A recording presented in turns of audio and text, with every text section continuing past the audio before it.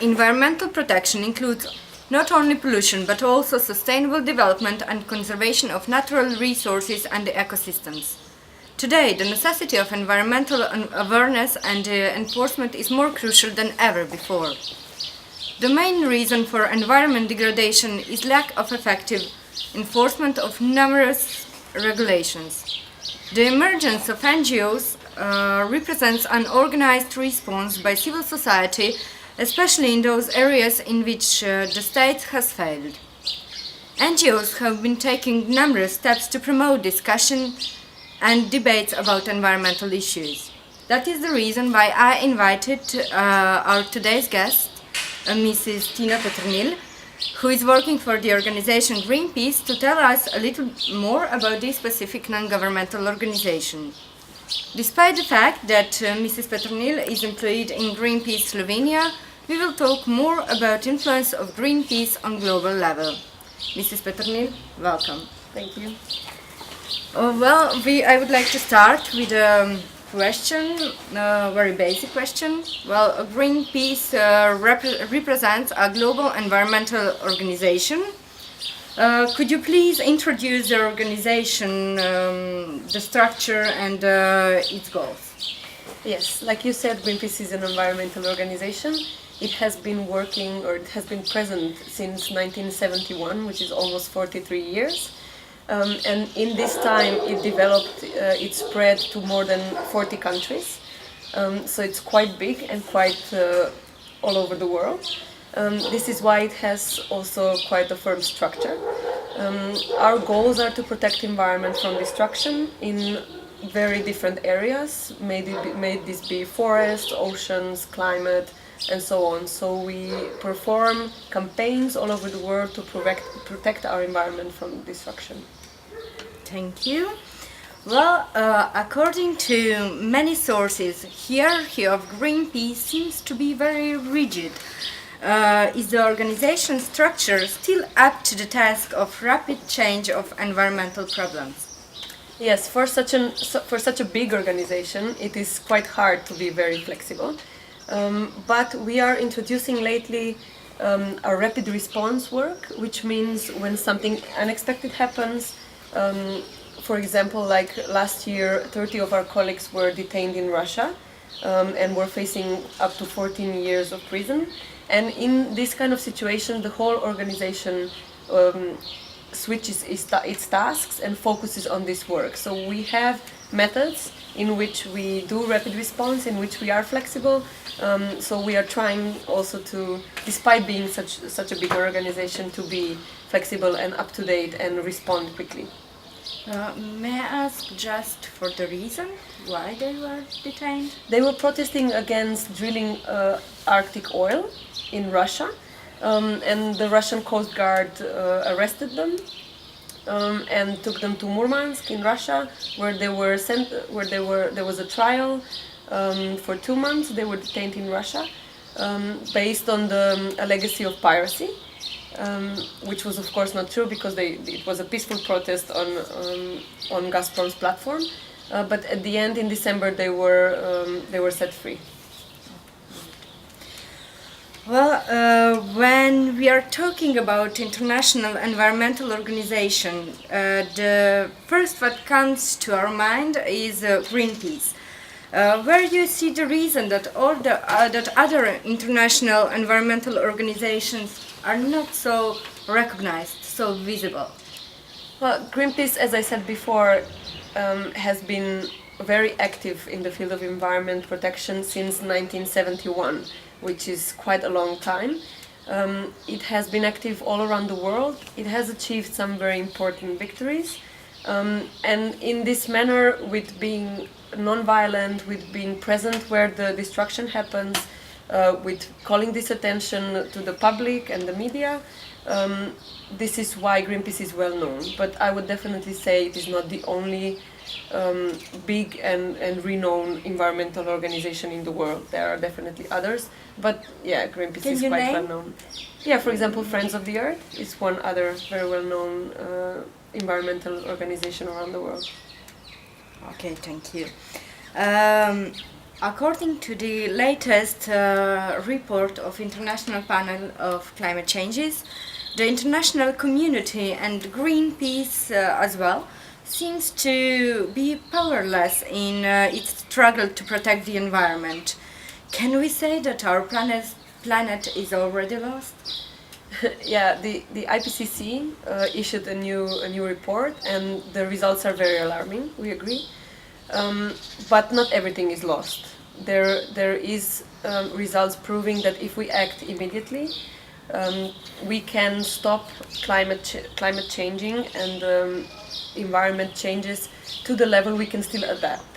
So that would mean that we could prevent climate from heating to more than 2 degrees Celsius. But we have to act now, and we have to act all over the world. Which environmental problems the Greenpeace consider as the most urgent to tackle? This is definitely climate change. And within climate change, this would then be fossil fuels, because the burning and the use of fossil fuels causes climate change. So Greenpeace's biggest campaign is definitely to reduce the impacts of climate change, to establish or to switch from fossil fuels to renewables, and in this way to protecting our environment from destruction. Thank you. Can you name maybe any country or any region in the world that will be most hit by climate change? Yeah, climate changes are already affecting the whole world actually right now. Definitely the biggest impact is on the poles, so on the north and the southern pole, because the climate impacts are shown there now. The ice is melting, which will of course cause a lot of problems in other regions. Mainly, for example, the smaller islands around the world, which will be very affected by the sea level rising. There will be much more extreme weather episodes, like storms or droughts, or even floods, and this will also mainly affect Slovenia. So we will have much more rain concentrated at once, and then much longer and stronger droughts that will actually have a very big impact on the way we live. Thank you. How you intend, as a non-governmental organization, to change this trend of environmental degradation? Yes, it's quite a task. It's quite challenging. What Greenpeace does in its campaigns, there is one part is lobbying and trying to enforce political change, institutional change, and the other part is the public work, so activities and actions that would that highlight the problem and show it to the public, and with this we create pressure on our politicians. And for example, climate change, which is our biggest task, it's very complex. It has to do with all the countries in the world, so it's quite hard to tackle, and it includes all sorts of campaigning, lobbying for more restrictive laws, lobbying for penalties and so on. Also working with energy sectors to explain to them why they should switch, and also of course working with the public. What about sustainable development? Do you have any included this concept? Or Yes, definitely. Yeah, like the path to renewables is not only changing our energy systems. It also consists a lot about energy efficiency, and sustainable way of fishing, of agriculture, of everything we do to produce our food, of our traffic, of transports. So yeah, it definitely goes to all levels of our lives. Maybe you already mentioned your activities. Could you introduce some your current activities? Yeah, so our biggest campaigns in the last years have been, besides the climate change work that we do, forest protection, so trying to add forest deforestation in the most important areas like Amazon rainforest, like Indonesia, where not only the forests are being cut, but the animals are also being left without home. And deforestation leaves a very, very big influence on our climate. Then we are also working a lot on oceans, mainly sustainable fisheries.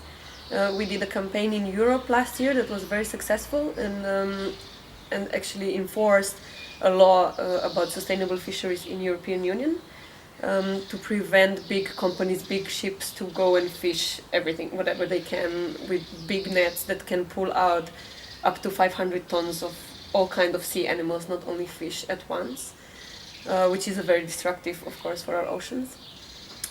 We have a very big campaign as well on toxic, on chemicals in our clothes, which is called the detox campaign. We are it's a very big issue, especially in China and in Asia, because the clothes we wear are made in China, are manufactured there, and a lot of those chemicals that are used in our clothes are then released into their rivers.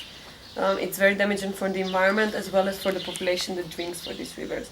So this is an example of 3 campaigns that we have been working on quite worldwide in the past years. This all information seems to be very alarming.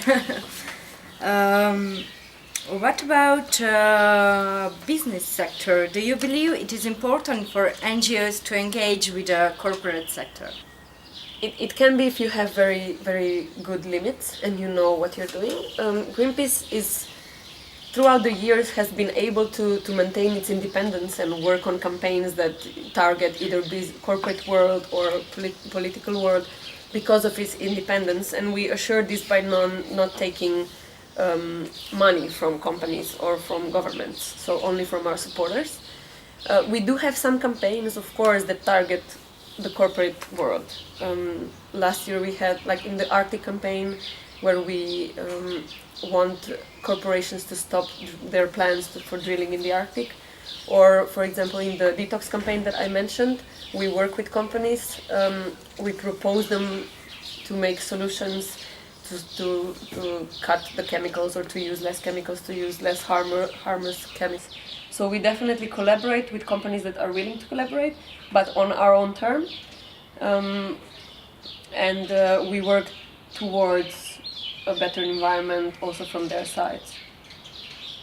Okay, but what would you say to those who argue that you should not have any relationship with business? Yeah, we don't consider it as relationships because we target companies that are doing environmental damage with a very specific goal. We want them to stop this harmless behavior. No, I was thinking about companies who may be giving you any support or something like that. Yeah, usually Greenpeace doesn't work this way because, as I said, we do not accept money from them. We do highlight good practice if there are. So we would not only say bad things about corporations. If they do good things, we would say this on the fields that we are responsible for, so in environment. But we do not work together in this sense that we would have campaigns together or get money from them. But it's actually up to every organization's decisions and the way every organization works. So Greenpeace works in this way. It has been very successful so far, and we will not change it because this way we are independent and we can really target everybody we think is doing something wrong to the environment. Thank you.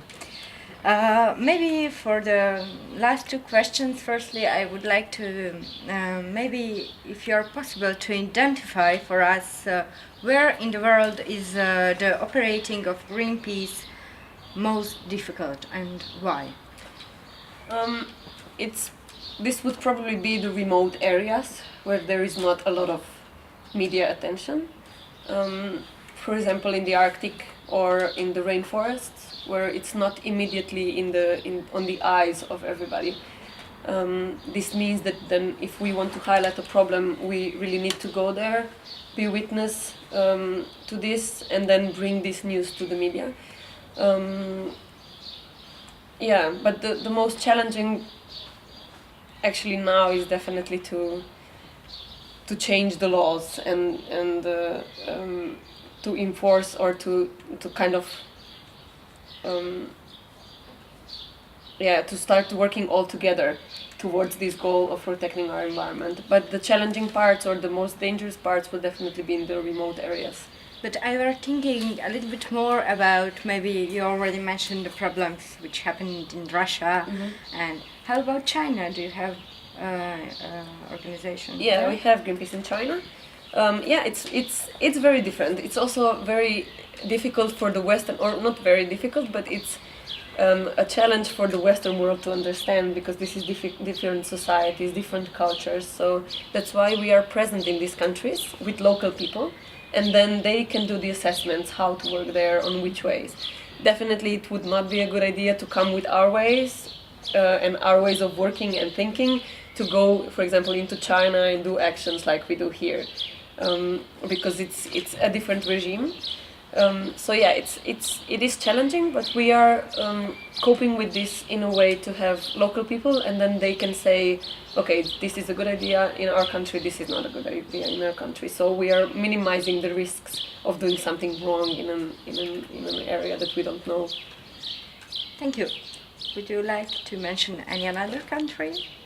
Any other country? Well, not specifically. It very depends also on the campaign, and it depends on the situation. So sometimes it might be that it gets more difficult in some situation that we did not expect. But yeah, the rainforests are quite hard to work on, because there is a lot of national interest in there, and working in the middle of a rainforest trying to prevent logging or something else might be quite dangerous. Thank you very much. And finally, in your opinion, are people sufficiently aware of how endangered our planet is? I would say people are aware. The majority of people are aware of climate change. They think they're happening, but it seems quite a big problem. It seems quite unbelievably, how do we tackle climate change? So I think the majority of us are made in this way that if something seems very big, we don't think about it. We try to push it away. So I would say yes, we are aware. Maybe not to the full extent, because it's quite scary once you get to know in the state our climate is really in. But definitely we need this bridge from the awareness to action. This is still missing, especially in Slovenia as well. Maybe you are this bridge? Maybe we are this bridge, but we're definitely working on this. But yeah, we need this switch from awareness to this urge for people to act on it. It can be Greenpeace, it can be anything else, but this realization that each one of us can do something about it, and that it doesn't mean that if you're one person concerned you can do anything. So yeah, definitely we need this push to action in the next years. For the end of today's interview, do you have anything to add? Is there anything else left to say? I would say that definitely we don't have another home to go, so this earth is our only home, and we should all be concerned about its health, and we should all not be afraid to act upon it. So I would encourage everybody to be informed about what is going on, to keep attention, to be active citizens in whatever way you can, not only in the environmental issues but in everything else, because we are all part of this and we are all responsible for the world we live in. Did you heard? Don't afraid to be active. Madams and gentlemen, thank you for your attention, and see you soon. In between, stay tuned on UN Avenue.